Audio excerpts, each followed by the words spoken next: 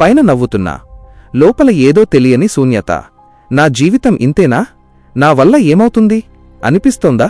జీతం సరిపోక, అప్పుల బాధలతో, చదువు లేదా ఉద్యోగ ఒత్తిడితో లోలోపల నలిగిపోతున్నారా? మన సొంత బలం, జ్ఞానం సరిపోనప్పుడు మనుషులు ఇచ్చే ఓదార్పు కూడా ఒక్కోసారి మోసంగానే అనిపిస్తుంది.